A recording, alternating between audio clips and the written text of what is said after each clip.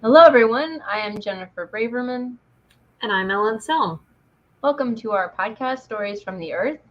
where we explore mankind's relationship and connection with the natural world. We would like to take a quick moment to invite our listeners to consider supporting us through a humble little donation. You can go to our Anchor page and click the support button and donate for $1, $5, or $10. The donations will be going towards helping us with future projects, such as launching our herbal education curriculum we have dubbed the People's Herb School, as well as funding to take us on the road and do some on-site reviews and interviews at herb farms and schools and other interesting places relevant to our show's theme. You can also leave us a review or rate us, preferably both, I guess, on Apple Podcasts. That would be also very, very helpful. Today we're going to be doing a book review episode on Biophilia by Edward O. Wilson. I learned of this book from my sister, who's a biologist and works in conservation. And she knows that I've always had a fascination with ants. And E.O. Wilson here, his specialty is entomology, particularly with regards to study of ants. But this book is not his main ant book. This book is considered his most personal work, and it's more of a reflection on what he feels to be the important and intrinsic connection that humans have to the natural world and why it is important that we realize such. For the overview of the book and why he wrote it, I think it's pretty well addressed in his own words, so I'll share the prologue here with you. He says, on March 12th, 1961, I stood in the Arawak village of Bernhardstorp and looked south across the white sand coastal forest of Suriname. For reasons that were to take me 20 years to understand, that moment was fixed with uncommon urgency in my memory. The emotions I felt were to grow more poignant at each remembrance, and in the end they changed into rational conjectures about matters that had only a distant bearing on the original event. The object of the reflection can be summarized by a single word, biophilia, which I will be so bold as to define as the innate tendency to focus on life and lifelike processes. Let me explain it briefly here and develop the larger theme throughout the book. From infancy, we concentrate happily on ourselves and other organisms. We learn to distinguish life from the inanimate and move towards it like moths to a porch light. Novelty and diversity are particularly esteemed. The mere mention of the word extraterrestrial evokes reveries about still unexplored life, dispatching the old and once potent exotic that drew earlier generations to the remote islands and jungled interiors. That much is immediately clear, but a great deal more needs to be added. I will make the case that to explore and affiliate with life is a deep and complicated process in mental development. To an extent still undervalued in philosophy and religion, our existence depends on this propensity, our spirit is woven from it, and hope rises on its currents. There's more. Modern biology has produced a genuinely new way of looking at the world that is incidentally congenial to the inner direction of biophilia. In other words, instinct is in this rare instance aligned with reason. The conclusion I draw is optimistic. To the degree that we come to understand other organisms, we will place a greater value on them and on ourselves. So I thought that was a really nice lead in because people be like, what does biophilia even mean? I mean, I had never heard the word until I learned of this book, for one. Yeah, it's not something that I was familiar with, so I think it's just not a word that's widely talked about, or maybe it's more talked about in like more scientific circles because I have never heard of this book before now, and I can't say I know too many scientists, so. I feel like a few times in the book, kind of, I don't know, he doesn't really say it super directly, but he's more or less getting at the point that he very purposefully chose that name for this book because he had sort of a somewhat poetic view of the word, but that's grounded in the science of his conservation work and his biology and all of that. it's like he must have been searching for the perfect word to describe this feeling he thought was innate in humans, and then it was like, aha, the light bulb went off or something. Yeah, because that was my question. Like, did he invent this word for this book? And now I'm like, oh, I gotta look up what the word means on the on the internet right now. But I was just thinking, because some authors will do that. They'll invent a word, but when you're talking about a word that invokes a feeling, a lot of times people will mention, oh, there's this word in French that is not in English, but it has this feeling. Yeah. And it's nice to know that maybe there are some English words that also do the same thing. So that's cool. So what did you like best about this book? The overall reason he seems to have written it, like the plea essentially that he seems to be making to all of us fellow humans, I think it's as timely as ever. Like, the copy of the book I have is from 1984, and I believe the earliest copyright is in the 20s, maybe? Yeah, 1929. So it's interesting how timeless it is. And I think this quote from it kind of is a good example of that. He says, mundane events acquire the arraignment of symbolism, and this is what I concluded from them, that the naturalist journey has only begun, and for all intents and purposes it will go on forever, that it's possible to spend a lifetime in a Magellanic voyage around the trunk of a single tree, that as the exploration is pressed, it will engage more of the things close to the human heart and spirit. And if this much is true, it seems possible that the naturalist vision is only a specialized product of a biophilic instinct that's shared by all, that it can be elaborated to benefit more and more people. Humanity is exalted not because we're so far above the other living creatures, but because knowing them well elevates the very concept of life.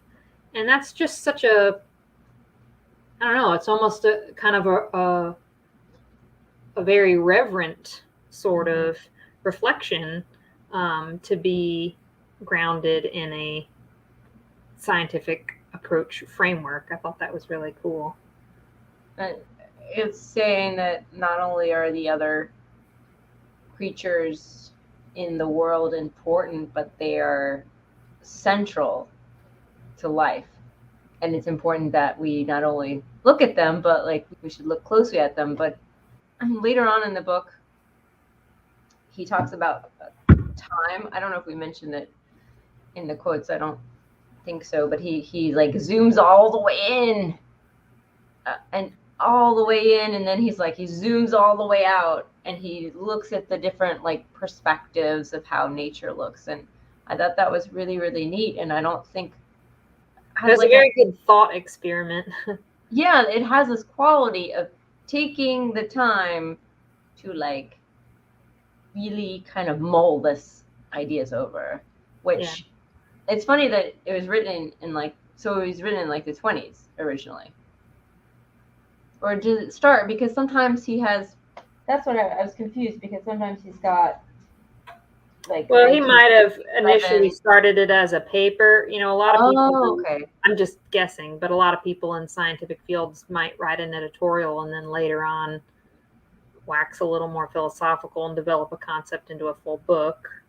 But I know he has a lot of references in the book to like his early years right out of college, which was in the 20s, and like a lot of his initial travel was that long ago. So the writing style just reminded me of like the past. It doesn't read like a more modern book. I felt like, since it wasn't written today, I felt like it was like reading from the past. It's funny when he's talking about the time machine. I was like, well, I feel like I'm in a time machine.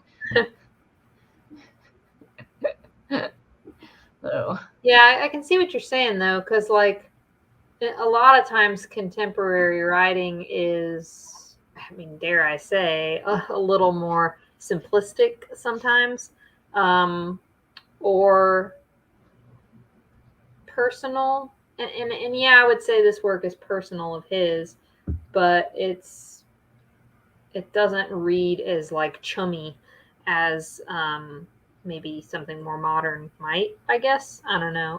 But I can see what you're saying. Like it's language, even though what it's talking about can still be relevant today. Yes. The choice of words and how he's thought things out, sometimes more a product of the literacy of his time, which is a compliment.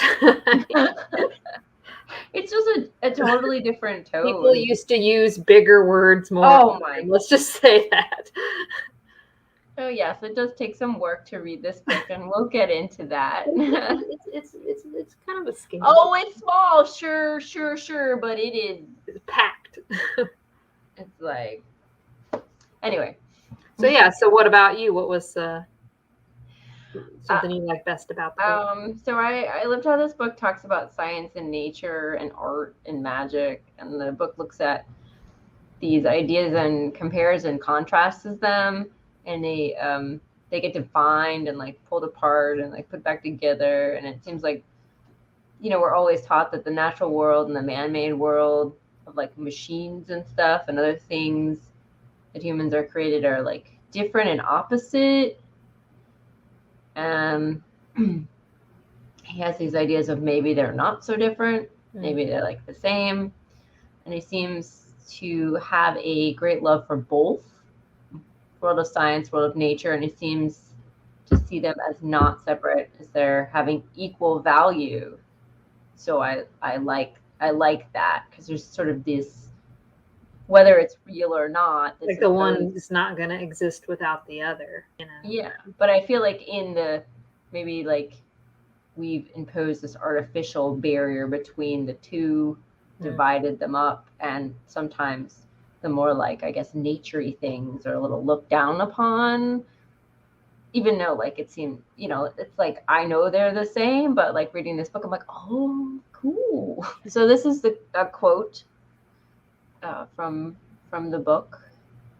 We've arrived at the core of the fear of science, the cause of its historic alienation from the humanities. Science rampant is resisted as scientism, an unpleasant doctrine. The dilemma of the machine in the garden exists in the realm of the spirit as surely as it does in the shrinking wilderness. Science grows and beauty dwindles, wrote Tennyson. In the 1800s, the Romantic movement in poetry came to flourish as a fierce assault by free minds against the philosophy of the Enlightenment. They rejected the idea that all nature and human affairs are open to rational investigation, or that Newtonian law can be spread beyond physics. Keats warned in Lamia, philosophy will clip an angel's wings, conquer all mysteries by rule and line, empty the haunted air, and gnome mine. And this is my favorite part: unweave a rainbow. So I really, really thought. I know, but I just love the symbolism of it. I was like, whoa. The Romantic worldview has been kept alive in sophisticated arguments by such modern theologians and philosophers as John Boker, Theodore. I'm going to mispronounce all of these thinkers. This is as good as mine. Rozek and William Irwin Thompson. Their bill of indictment can be summarized. Science reduces and oversimplifies, condenses and abstracts, drives towards generality, presumes to break the insoluble, forgets the spirit, imprisons the spark of artistic genius. The distinction between the two cultures of science and the humanities, made famous by C.P. Snow, thus persists until that fundamental divide is closed, or at least, big words here, reconciled in some congenial manner, the relation between man and the living world will remain problematic. So I like that he, went into the detail of illustrating all of these romantic poets' fervent arguments against science. But then he was kind of like, hey, look, like if we can't learn to merge these interests, then we're always going to be in conflict, man against nature, nature against man. I thought that was interesting, that was the kind of what he took away from that. Yeah, I really, that really made, I really love that, because I feel like I said before, I feel like as a society we grapple with this, but it feels like an artificial divide. So it's like, let's just stop to take away the division already. Yeah. Come on, people. What I don't, I mean, there's other things at play, and maybe it was beneficial for some people to divide nature and science into two categories for other reasons. I have no idea, but it's cool to hear him talk about these things. And sometimes, like, you have these thoughts, but then when you don't actually like really think about them in depth until somebody writes them down and you read them. Yeah, and it's nice, coming from the scientific background that he it's nice that he was illustrating that he is aware of those sort of counter arguments, but then he kind of talked about, how that might be transcended, which is cool. So, all right, what did you like least about this book? No, I found it a hard read. The book's main ideas were hard to see for a long time, and I almost put the book down during the whole first ant part. There's a huge part about ants, which is his early research. This other part is not interesting, but I found it boring. It was interesting because I have not spent a lot of time being invited into the mind of a biologist. And that was real cool because I like science a lot. But, I have ADD, so I was thinking maybe it was that was just like, get to the point, I'm dying here. So I just found it hard. For me personally, an audiobook would have been just easier to yeah, I know that I know we'd commented before when we weren't recording, but just it's kind of weird. He's got a number of his books are in audiobook form, but for some reason this is like the one that isn't. So it's kind of a shame for. But I mean, it's good. It's just. I mean, it was just, I found it challenging, and not because of there were very big words, obviously, from that quote I was trying to read. I feel like I have a very big vocabulary, but it's just, and I was trying to pin down what it was. So I was like, I think it's just a combination of many things. Well, ADD might have played into it for you or not, because I'll say honestly, a couple chapters, especially near the middle of the book, were a slog for me. I just kept dozing off when I was reading them, and the chapters preceding it and following it didn't have that effect on me. And I think it was because those couple chapters in particular got a bit more into some of the nitty-gritty of his science exploits and details, which involved a lot of name dropping and quoting other people. And it's not that that's not important and didn't serve a purpose, but the flow of it definitely interrupted the way the rest of the book and its subject matter read for me. With a book as small and slim as this one is, it kind of makes that aspect stand out more. But thankfully, the tone changed again, and I think it all continued onward well and did end on a strong note. So there's that at least. Yeah, I mean, it's a real interesting book. It just unfortunately has some parts that are harder to get through. Take in smaller doses. Yeah. So what was your biggest takeaway from reading this book? In today's internet age, we may be seeing increased awareness in many people to the plight that our world is in, like with regards to habitable human survival on the planet, juxtaposed with our destruction of it and all else inhabiting the natural world. And this book came out in the 80s, the one that I was reading, and much of Mr. Wilson's study and work was done starting in the 50s. He saw the rise of the environmental movement coming out of the 60s and 70s. So this book is prescient because he brings up some points which, for his time, were a little more hypothetical compared to the truth of the matter that we're facing now. So to read from a preeminent Harvard biologist a perspective of our relation to life on Earth from a time when that was just starting to get talked about more in any kind of wider culture, and from a scientific perspective, it's just really fascinating. It's almost like it was a letter written to our future selves, and that stands just as much for our consideration now as it did for the consideration at the time he wrote it. Glass half empty. Yeah, that sucks. We're still learning these lessons and things are worse now. Glass half full.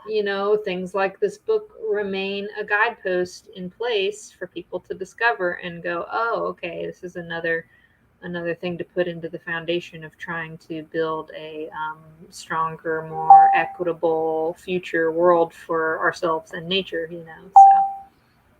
Yeah, I remember the part where he was talking about the rain. I think we have a quote on that, but About the I think rainforest. so. The rainforest. Yeah. Mm-hmm. And he was talking about it disappearing and all of the life was going to be gone. And that could be like now. So your biggest takeaway? I was unable to finish the book in the time, but I did get halfway through it. The idea that the natural world is so complex and deep that humans are a part of the world and just can't be separated. And I think we're taught that we can be apart from the rest of the world and that there is a difference between the human world and the natural world, mm-hmm. but there's really not. Yeah. And I knew this, but I never really read anything on these ideas. And I love how he grounds the ideas in the ground, so to speak. I feel like some of these ideas can be very fluffy duffy and kind of spacey wacy, but he's a scientist, so he literally grounds them in science and the way that scientists think about things. That's how he's presented these ideas, and I really like that part. Yeah, he's super smart. He's a smarto. Something that was an interesting surprise to me in this book is the little bit that he goes into exploring and discussing the notion of humans one day living in space, and how he ultimately thinks it would be impossible for us to do because of our biophilia, that is, our connection and innate need for other life and diversity. It's especially timely now because now we have, the billionaire privatized space race going on, and people like Elon Musk hell-bent on getting human colonists to Mars in his lifetime. And all of it kind of is shortchanging the fact that with so much money, we could really be doing a much better job at protecting our home planet that we already have and keeping it habitable. But here's some great quotes on this subject. It fits into the flow of the book, but it almost came out of left field, and I think it stood out to me because of how much more relevant it is today, probably even than it was when he wrote it. But he said, people react more quickly and fully to organisms than to machines. They will walk into nature to explore and to hunt and garden if given the chance. They prefer entities that are complicated, growing, and sufficiently unpredictable to be interesting. They're inclined to treat their most formidable contractions as living things, or at least to adorn them with eagles, floral friezes, and other emblems representative of the peculiar human perception of true life. The ultimate machine of the futurist's imagination is a self-replicating robot that is benignly independent of its creators. Hence, in key respects, it's quasi-alive, an AI, right? Mechanophilia, the love of machines, is but a special case of biophilia. These qualities should impart a certain reserve about man's destiny among the stars. Let me qualify that remark at once. As a scientist, and hence professional optimist, I am inspired perhaps more than most by the exploration of space. Our knowledge and self-understanding have been greatly expanded by orbiting scanners, probes, soft landings, and the technical spin-offs that seem to have no limit. If we can strip mine the moon, sweep rare elements from a comet's tail, and change the atmosphere of Venus to resemble Earth's, terraforming it is a favorite expression being used, we shouldn't hesitate so long as the practical and scientific benefit are commensurate to the cost. But the actual colonization of space by human beings is another matter altogether. No one doubts that the venture has compelling virtue. It would vault the historic expansion of the species around the world out to the unlimited frontiers beyond the planet, feeding the best in the human spirit. It would blast surplus population from the source of their more important, our problems. The pioneer of the stream, Gerard O'Neill, and other experts, including NASA engineers, have explored the technical aspects of the project, and they're sure it can be done. The gigantic cylinders and torids they envision are admirable in scope and ingenuity. The interiors would be lined with agricultural fields and parks and lakes, already depicted persuasively in layouts and paintings. These visualizations clearly reflect a designer's unconscious concession to the pull of the primitive human environment. And therein lies the problem as I see it, because tugging at the bottom of the minds of the planners is an awareness that mental health of the colonists is as important as their physical well-being. The whole enterprise is afflicted by an unsolved problem of unknown magnitude. Can the psychic threat of life on Earth be snapped without eventually fatal consequences? A stable ecosystem can probably be created from an eternal cycling of microorganisms and plants, but it would still be an island of new dimensions, desperately isolated from the home planet. And it would be simpler, unless diverse by orders of magnitude than less diverse by orders of magnitude than the environment in which human beings evolved. The tedium that such a reduced world would provide would be oppressive for the highly trained people aware of the grandeur of our original biosphere. Even more painful, here's the big one, even more painful would be the responsibility of keeping such a station alive. There's a fundamental difference between the projected mental life of a space colonist and the ordinary mental life on Earth. It's far more frightening to know that only expert human intervention prevents the whole world from collapsing, rather than merely to know that human beings can destroy it if they try. The comparison is similar to maintaining a patient in intensive care as opposed to watching someone walk down the street in good health. People cannot be expected to carry such a heavy burden. They were not built to be godlike in this particular sense. So when we dream of human populations expanding through the solar system and beyond, I believe we dream too far. Because he's like, yeah, we could go out there, we could recreate parks and agriculture under a big dome, yada, yada, but no matter what, there's just no way around it. It would be less biologically diverse, and it would be controlled, and it would be 100% existing because humans were having to constantly think about keeping it existing. And that's the burden he's talking about. Versus here, it's like, yeah, go on, and yeah, we can influence it, destroy it if we're not careful, but we don't have to constantly be thinking and doing things to keep it sustaining, you know? And that's a huge difference. And yeah, and obviously, you know, we're constantly learning even more now about the importance of biodiversity. You know, all this newer books and research coming out talking about the importance of like the microbiome in the body versus microbiome in the forest floor and what's in the soil. And, you know, it's just like he was saying in an earlier quote about how you could spend an entire voyage just inspecting one tree, one handful of dirt, going to have more life in it than anything that we could try to replicate on a moon base. So I'm like, yeah, guy. I think there's some billionaires that need to have a little self-reflection on what you wrote. You know, when I read this, it kind of blew my mind because I've never heard this idea, but I never like the idea. I never want to go to space. I'm like, I never want to. I mean, it'd be cool if we found another planet and we could just sort of maybe travel there and then, like, but spending large amounts of time in space just seems not something I want to do. And I wasn't quite sure why. And maybe this is one of the reasons. Yeah. Actually, I think you're right, because I would agree. I hadn't heard anyone kind of condense it so concisely, but when I read it, I kind of felt like, oh yeah, I feel like that's what my gut was telling me.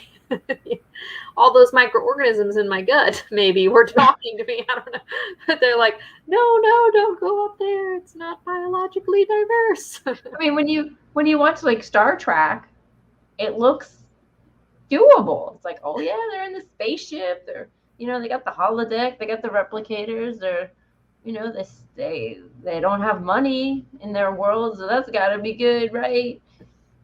So somehow they do it. I mean, maybe it's the holodeck, right? Like, but that's not real. Well, and what's interesting about that is, now we're going to go off on a geek tangent, but geek like tangent the Federation, as far as Earth, humans' involvement in it, is still grounded on planet Earth, and like they encounter other species that are part of the Federation or not, but all of them have home planets. You know what I mean? So there's still the importance of a terrestrial home base, and then the space part is just like for exploration and for trade, and that even that is different than like, let's go colonize Mars.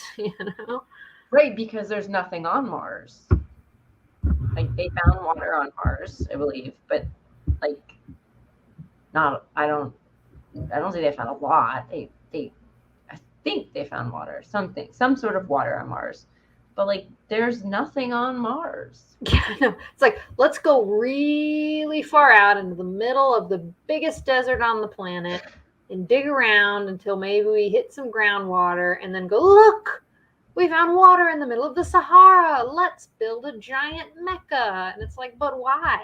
You don't have to. There's other places that you could live that wouldn't require all of that. I mean, you're right. If they just put all their stupid money into this planet, we would be fine. Because here's another tangent, but geologic age, before the age we're in now, was called the Holocene. We're in the Anthropocene. What? The Anthropocene. Yeah. Which is the first age where like humans have created the change. Mm-hmm.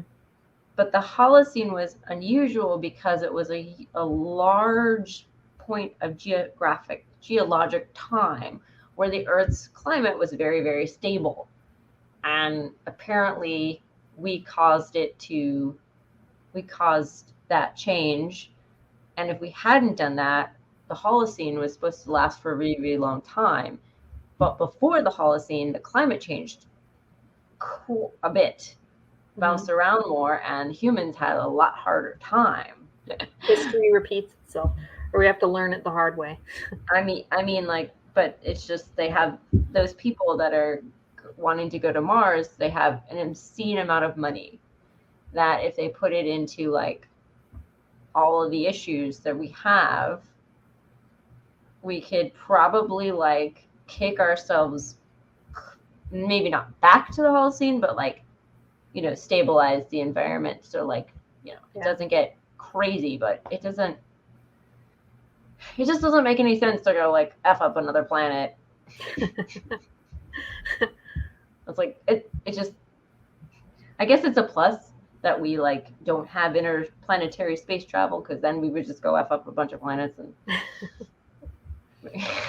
I don't know. Or maybe it's a plus, or maybe it's a minus, because we would like be like, go leave, go Yeah, away. like, you people, you go have fun with I that. don't need you. I don't need you. I'm gonna be fine. All the millionaires, just billionaires, whatever. So he kind of illustrates metaphorically the effect it could have on the mental functioning and happiness of humanity if we were ultimately faced with too much fake stuff and limited biodiversity. Yeah. And here's another quote. There is another way to measure the strength of human biophilia. Visualize a beautiful and peaceful world where the horizon is rimmed by snowy peaks reaching into a perfect sky. In the Central Valley, waterfalls tumble down the faces of steep cliffs into a crystalline lake. On the crest of the terminal bluffs sits a house containing food and every technological convenience. Artisans have worked across the terrain below to create a replica of one of Earth's landscape treasures, perhaps a formal garden from late 18th century England, or the garden of the Golden Pavilion in Kyoto, marked by an exquisite balance of water, copse, and trail. The setting is the most visually pleasing thing that human imagination can devise. Except for one thing, it contains no life whatsoever. This world has always been dead. The vegetation of the garden is artificial, shaped from plastic and colored by master craftsmen down to the last blade and stem. Not a single microbe floats in the lake or lies dormant in the ground. The only sounds are the broken rhythms of falling water and an occasional whisper of wind through the plastic trees. Where are we? If the ultimate act of cruelty is to promise everything and withhold just the essentials, the locality is a department of hell. It is a tomb built on a lunar landscape with air and elaborate contrivance added. This is a world, and more than a theoretical possibility in the age of space travel, where people would find their sanity at risk. Without beauty and mystery beyond itself, the mind, by definition, is deprived of its bearings and will drift to simpler and cruder configurations. Artifacts are compatibly poorer than the life they are designed to mimic. They are only a mirror to our thoughts. To dwell on them exclusively as to fold inwardly over and over, losing detail at each translation, shrinking with each cycle, finally merging into the lifeless facade of which they are composed. I was just thinking about The Matrix. I haven't seen the new one, but I started rewatching the old ones, and that's what it sounds like. Then they said that the first version of The Matrix, they had like everyone's wants and needs were met, and they're like everyone rejected the programming. They're like no, and then they modeled it on, late 20th century or whatever, and it was fine. So that was interesting because the machines did create a fake world, but somehow they made it real enough that most people accepted the fake world. That quote kind of made me think of the Radiohead lyrics for the song Fake Plastic Trees. It's such a melancholic song, and it sort of suits the imagery and sentiment of that quote. It's interesting that he mentions people's sanity would be at risk, but the whole that the mind deprived of its bearings would drift to simpler and cruder configurations, right? So he kind of dances around that concept a few times in the book with the idea that it's the complexity of life of which we are steeped in Mm-hmm. even on a subconscious level. Like, you can't step outside without having some subliminal influence from everything around you. That is what helps drive, human creativity, human ingenuity, human sense of purpose, and all of that. And so, if the more kind of reined in and tunnel visioned we are, it's interesting that he says we would drift to simpler and cruder configurations. And when you were reading that quote, just made the thought pop into my head. I wonder if we're seeing a little of that, in the sense of the more screen time obsessed people are, and the more sucked into just like the drama of the internet people are. It's almost like the smaller and smaller their world and their worldview and their open-mindedness or lack thereof, becomes. It's like, well, gosh, if that's a proving ground where we're just sitting in our own houses, glued to a screen this much, getting sucked down these little spirals of our own creation, are enough to like make people kind of go a little crazy, doesn't make it sound any more intriguing to go and then be stuck with that completely, somewhere far off on another planet, in a dome, like Yeah. here at least you can say, put down the screen, walk away, go outside, catch your breath. You have options. When I worked at a really big box store as a cashier, and not the one we worked at together, but a really even bigger one, it just, you felt cut off from the outside world. The lighting was too bright. It was so artificial. It was too bright. It was just, the store was huge, but I felt claustrophobic. You were just surrounded by this world. I mean, we were so busy that it was just like one customer after another. So literally, like, I was at a screen, Yeah. like I was just in one spot. But that's how I felt. And, I would always go out.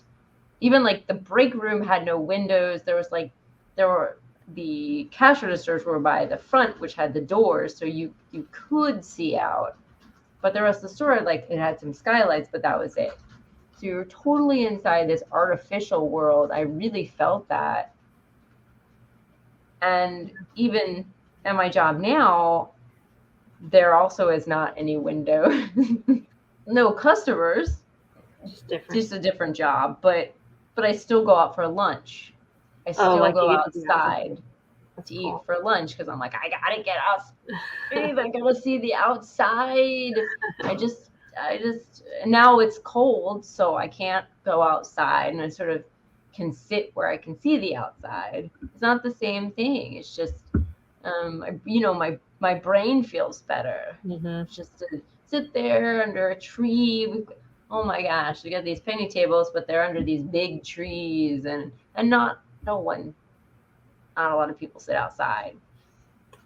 There's a lot of people walking around. Some people take their lunch breaks and they walk around. So I think that people feel the importance of being outside. It's not just me. Needing that change of scenery. You can see where, like, being in like this dome where, like, you couldn't get away from that for a second. I don't know. I think that would be an issue.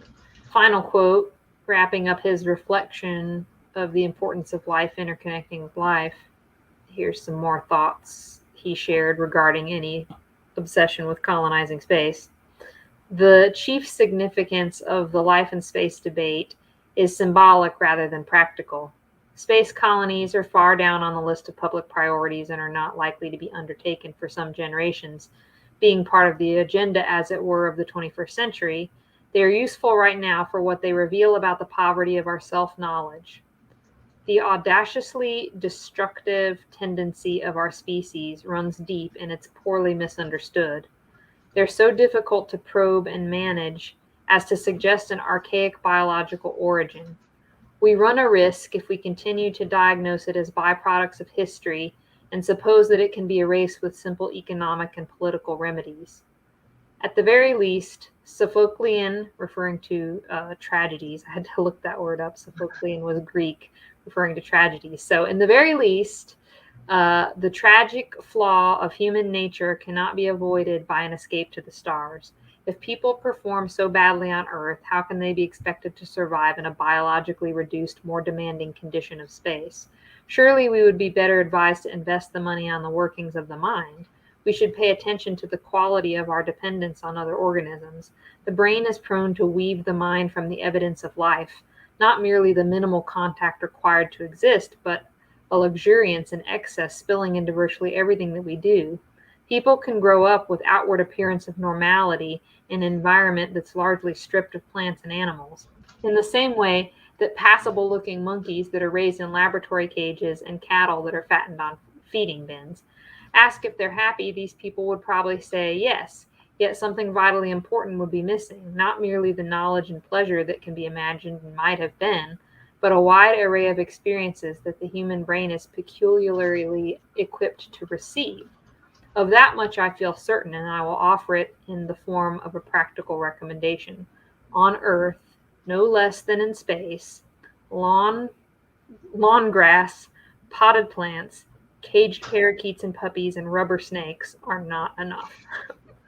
It's interesting because I really like you go outside and you just feel like there's this sense of there's so much stuff out there for you to explore, even though we know so much about the world already. It just feels like there's a lot. And there's a difference between, watching a video, reading a book, hearing somebody else tell you about something, or going out and experiencing it yourself, right? Mm-hmm. And if we were in a bubble, wherever, you would be limited largely to, there was this thing, we can watch a video about it, we can read about it, somebody can tell me about their experience once upon a time about it, but you'll never have your own reference point for that because you wouldn't be able to experience it. So the moral of the story, people, take advantage, go outside, experience things for yourself.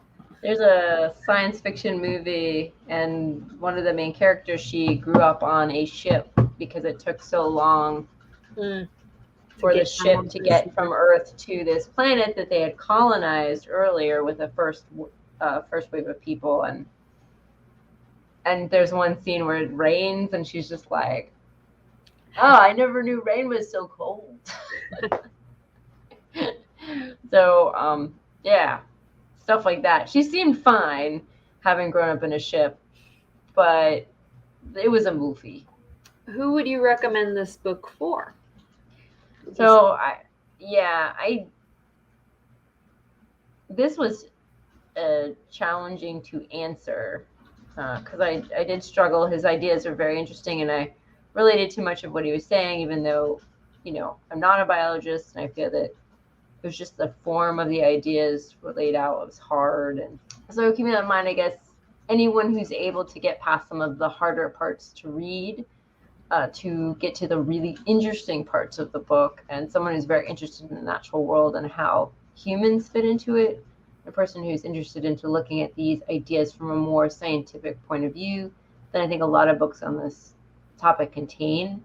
And definitely if there was an audio version, I think it would help me a lot. I feel that there's like a flow and a poetry to the words, and I think that I couldn't quite grasp it without like maybe listening to it. That makes there's sense. Definitely it feels like there's a rhythm to it that more so than some other books.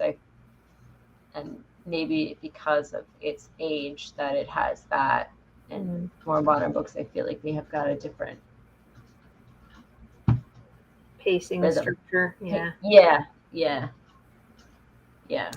I'd recommend it to anybody interested in the overall subject of humans' relationship to nature, and especially those who really enjoy coming from a more scientific and academic perspective. And I say that like it's not, his writing isn't dryly academic. No.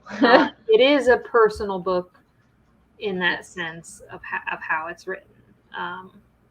But it's not like a textbook. But it is going to have, scientific field biologist note type stuff in it too. So you just have to know that going into it, that you are going to get some of that out of it, which, grounds it down a little more into the science. And if that's not something you're fond of reading, then you might not enjoy it so much. I don't know.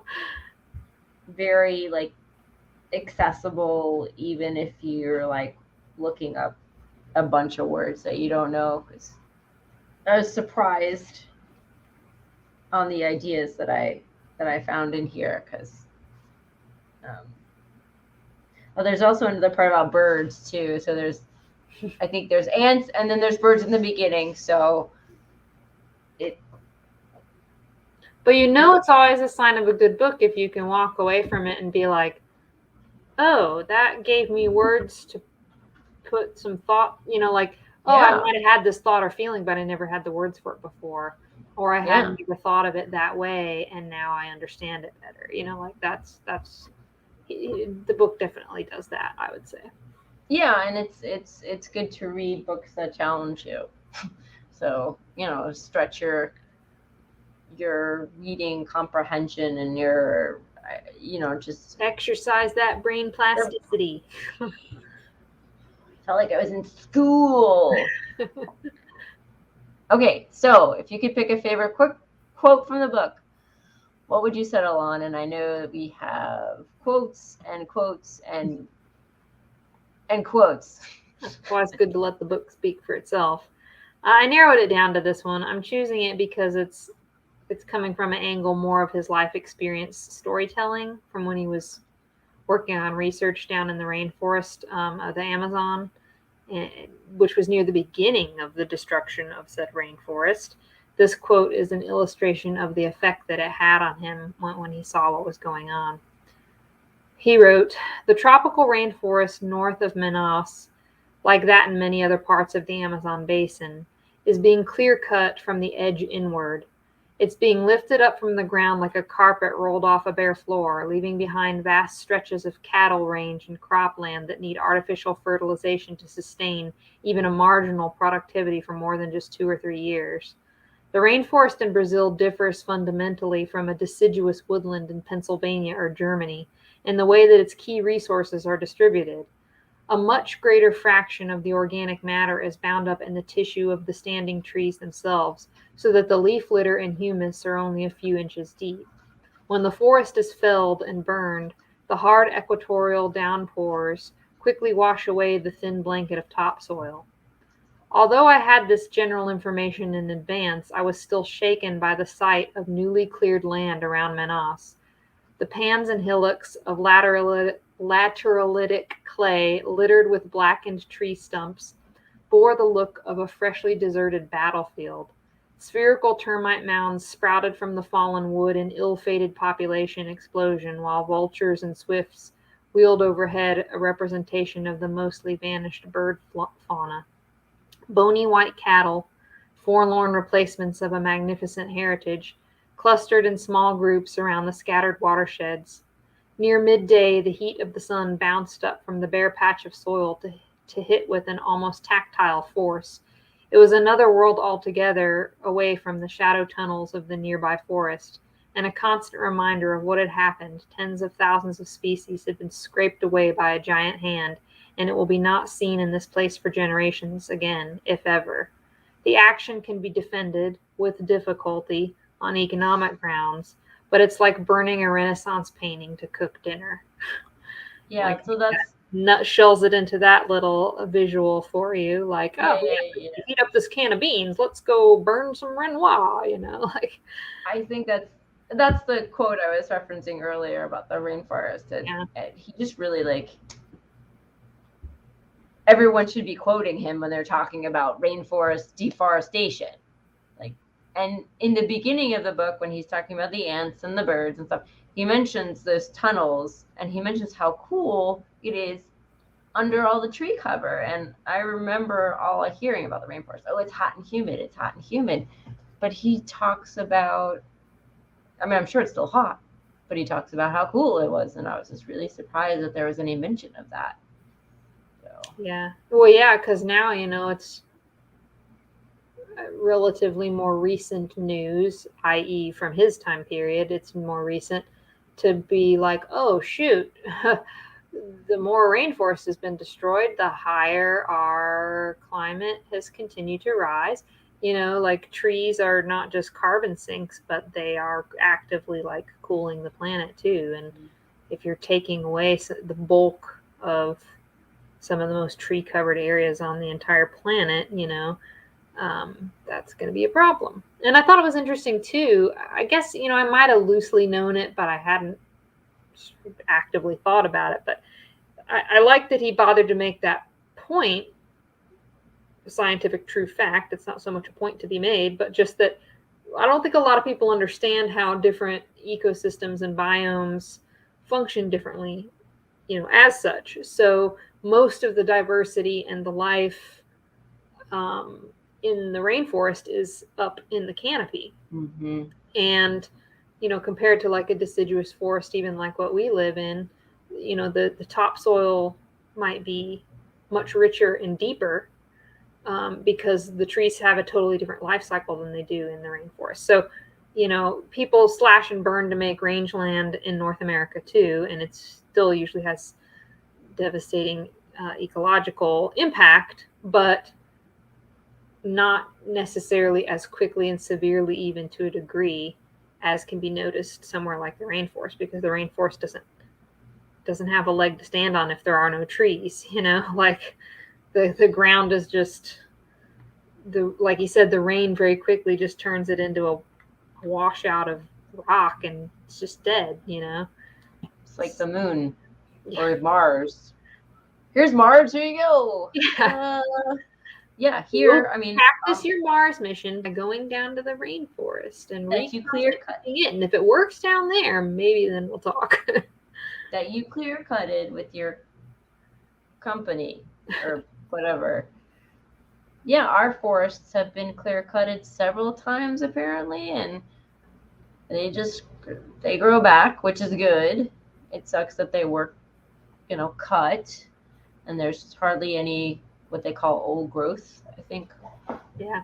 Forest around, but it's so different because a lot of things are under the ground and held in the ground. There's just that. And it's like they did no research before they're like, yeah, let's just clear cut this shit. Let's just go ahead and do it. Let's not pay attention to. Obviously, there are scientists. I don't know what the communication was, but there were scientists. We know more now than we did way back when, but I don't know. I say that, but it's marginally changed our approach to things. I mean, he just said it in this book that was back then. I mean, he was like, "This is an issue." So it did sound like they knew something. So did you, even though you got halfway through, did you have a gem or two that you really liked? I did. Mostly talking about, like, again, sort of this difference between art and science, or how scientists think. Mathematics and beauty are devices by which human beings get through life with a limited intellectual capacity inherited by the species. And scientific innovation sometimes sounds like poetry, and I would claim that it is, at least in the earliest stages. The ideal scientist can be said to think like a poet, work like a clerk, and write like a journalist. The ideal poet thinks, works, and writes like a poet. The two vocations draw from the same subconscious wellsprings and depend upon similar primal stories and images. But where scientists aim for a generalizing formula to which special cases are obedient, seeking unifying natural laws, artists invent special cases immediately. They transmit forms of knowledge in which the knower himself is revealed. Their words are lit by a personal flame, and above all else, they identify as Roger Shattuck's expression. The individual is the accountable agent of his action as the potential seat of human greatness. The aim of art is not to show how or why an effect is produced.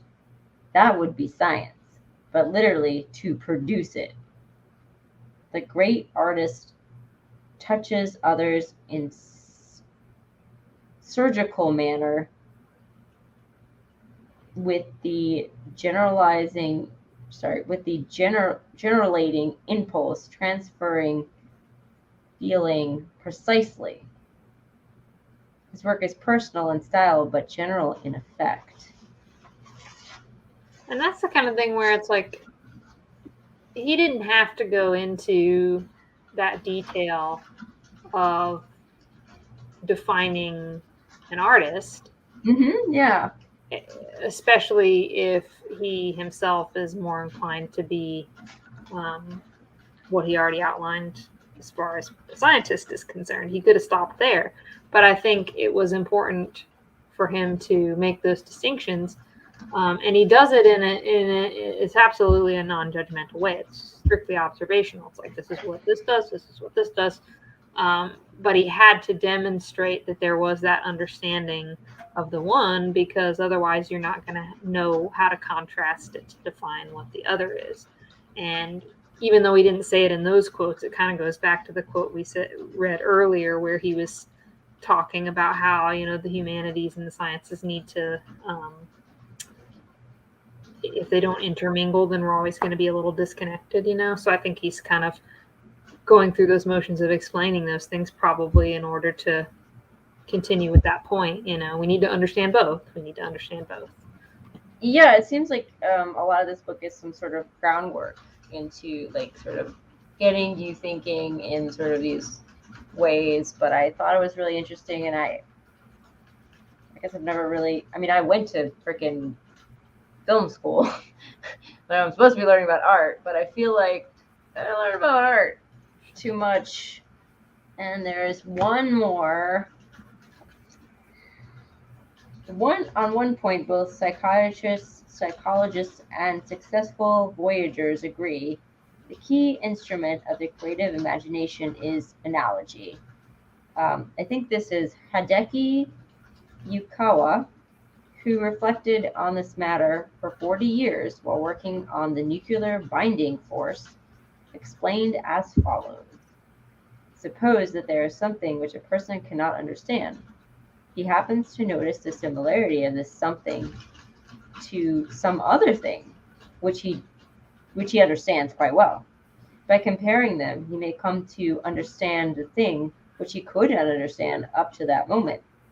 If his understanding turns out to be appropriate and no one else has ever come to such an understanding, he can claim that his thinking is really creative. We have returned to the common, human origin of art and science.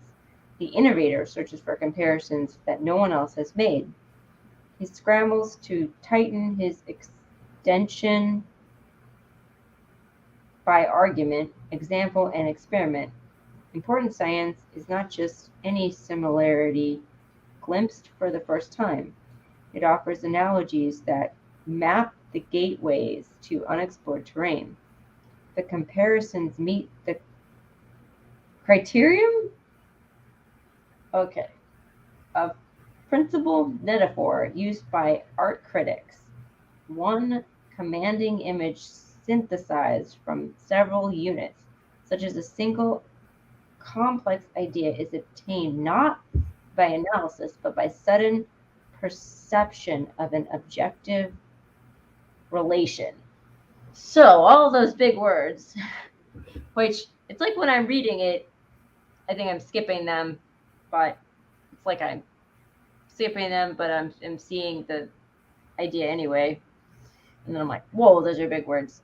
So I feel like I've experienced something similar where like when you suddenly have an aha moment, or like you see something from a different point of view. Yeah. So I just thought that was really cool about just that kind of brain process, or I mean, he's talking about it in and I science, was talking about how one thing that you might be interested in or one trajectory you might follow could inevitably then open up other connections and other doors, which you wouldn't have necessarily noticed or found had you not already had the initial interests, you know? Yeah, because it sort of helps you connect the dots to something else. And sometimes it's like maybe like a puzzle, and you're like, oh, I need this piece. And then you're like, maybe you're just going about your day, and it's like, oh, there's the piece. And then the whole thing like looks different. Like the whole idea could look different from what you were previously thinking about it, or something. And that happens to me. I guess as a final note, I thought these were the closing words from the book, and they certainly seem a fitting way to wrap things up here. So, just as a final quote to share, he says, I have argued in this book that we are human, in good part because of the particular way we affiliate with other organisms. They are the matrix in which the human mind originated and is permanently rooted, and they offer the challenge and freedom innately sought. To the extent that each person can feel like a naturalist, the old excitement of the untrammeled world will be regained. I offer this as a formula of reenchantment to invigorate poetry and myth, the mysterious and little-known organisms that live within walking distance of where you sit. Splendor awaits in minute proportions.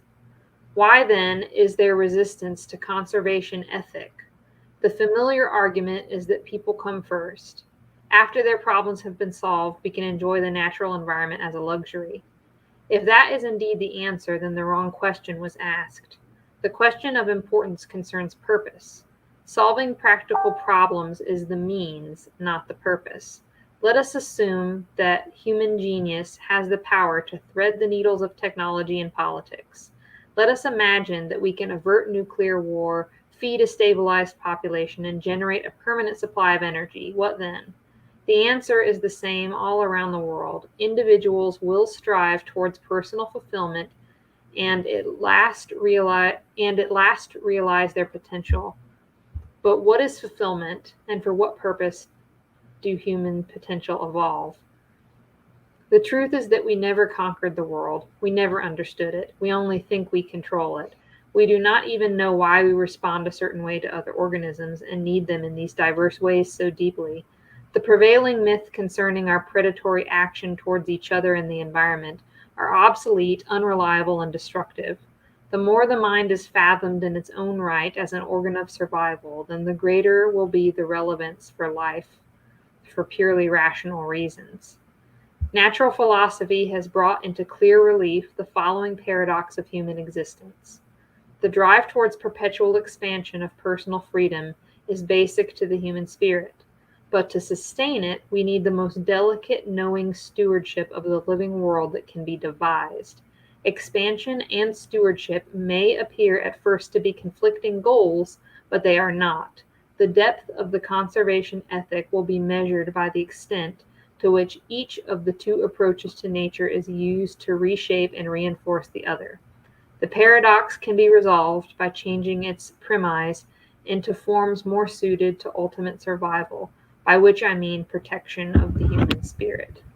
And that was just a really nice way to link the human spirit, so to speak, to the importance of conserving the life with a capital L, all of the life around us. That purpose and growth and all of that is intricately interwoven into what's around us. And that's why we need to strike a balance there. I thought he did that justice. You mentioned something that people talk about a lot now, and now I can't find it. Reenchantment. Oh, yeah. Yeah, so that's a word people use a lot. You know, especially like in our day-to-day lives, it's just like we do the same thing, and sometimes we work in places without windows, and it's just, you can really pretend that like the natural world doesn't exist, or it feels like it, and all the like color and wonder seems really sucked out of the world. And then there's this idea of like finding that again, finding that enchantment in the world and rediscovering the world. So even in walking distance to where you sit, like he said. Right. So this is a very timeless quote. It made it all, because there's a lot of people, could read the book and be like, okay, yeah, he's a Harvard professor and he's done all this stuff and he knows what he's talking about and he's very academic and look how well this book's written, blah, blah, blah, blah, blah. In the broad sense, yes, this book is applicable. But that last little bit there is where he really kind of drives it home of like, this applies to you, anybody, average person. Think about this. This is what it distills down to.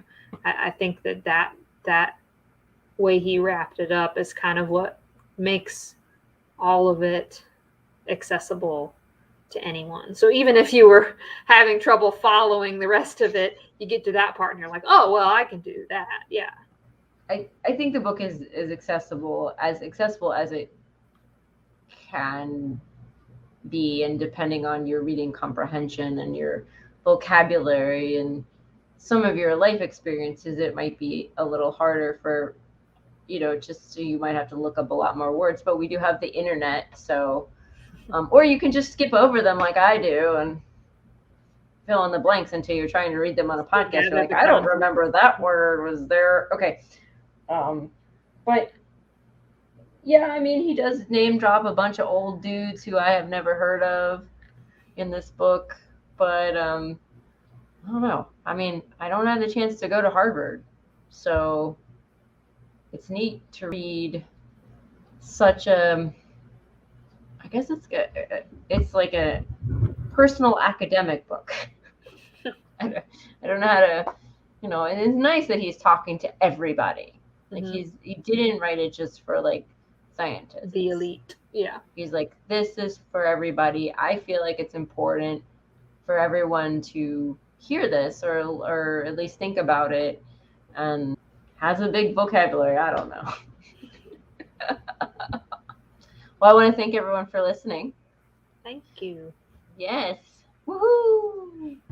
I'll put the link to, where you can buy this book. It's on Amazon.